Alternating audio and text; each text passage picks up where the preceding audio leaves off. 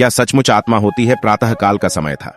गुरुकुल में हर दिन की भांति गुरुजी अपने शिष्यों को शिक्षा दे रहे थे। आज का विषय था आत्मा। आत्मा के बारे में बताते हुए गुरुजी ने आत्मा को न शस्त्र छेद सकते हैं, न अग्नि जला सकती है, न जल उसे गला सकता है और न हवा उसे सुखा सकती है। इस आत्मा का कभी भी विनाश नहीं हो सकता है, यह अविनाशी है। यह सुनकर एक शिष्य को जिज्ञासा हुई। वह बोला, किंतु गुरुवर, यह कैसे संभव है? यदि आत्मा का अस्तित्व है, वो अविनाशी है, तो भला वो इस नाशवान शरीर में कैसे वास करती है और वो हमें दिखाई क्यों नहीं देती? क्या सचमुच आत्मा होती है? गुरुजी मुस्कुराए और बोले, पुत्र, आज तुम रसोई घर से एक कटोरा दूध ले लेना और उसे सुरक्षित अपने कमरे में रख देना, और कल इसी समय वह कटोरा लेकर यहां उपस्थित हो जाना। अगले दिन शिष्य कटोरा लेकर उपस्थित हो गया।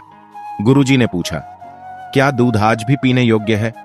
शिष्य बोला, नहीं गुरुजी, यह तो कल रात ही फट गया था, लेकिन इसका मेरे प्रश्न से क्या लेना देना? गुरुजी शिष्य की बात काटते हुए बोले, आज भी तुम रसोई में जाना और एक कटोरा दही ले लेना, और कल इसी समय कटोरा लेकर यहां उपस्थित हो जाना। अगले दिन शिष्य सही समय पर उपस्थित हो गया। गुरुजी ने पूछा, क्या दही आज भी उपभोग हेतु ठीक है? शिष्य बोला, जी हां गुरुजी, ये अभी भी ठीक है। अच्छा ठीक है, कल तुम फिर इसे लेकर यहां आना, गुरुजी ने आदेश दिया। अगले दिन जब गुरुजी ने शिष्य से दही के बारे में पूछा तो उसने बताया कि दही में खटास आ चुकी थी और वह कुछ खराब लग रही है। इस पर गुरुजी ने कटोरा एक तरफ रखते हुए कहा, कोई बात नहीं, आज तुम रसोई से एक कटोरा घी लेकर जाना और उसे तब लेकर आना जब वो खराब हो जाए। दिन बीतते गए पर घी खराब नहीं हुआ और शिष्य रोज खाली हाथ ही गुरु के समक्ष उपस्थित होता रहा।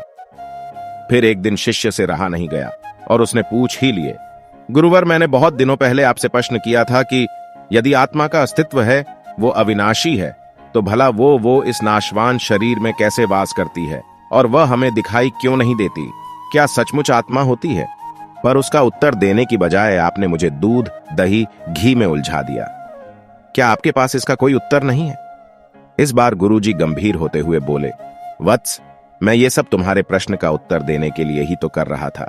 देखो, दूध, दही और घी सब दूध का ही हिस्सा है, लेकिन दूध एक दिन में खराब हो जाता है, दही 2-3 दिनों में, लेकिन शुद्ध घी कभी खराब नहीं होता। इसी प्रकार आत्मा इस नाशवान शरीर में होते हुए भी ऐसी है कि उसे कभी नष्ट नहीं किया जा सकता। ठीक है गुरुजी, मान लिया कि आत्मा अविनाशी है, लेकिन हमें घी तो दिखी देता है पर आत्मा नहीं दा।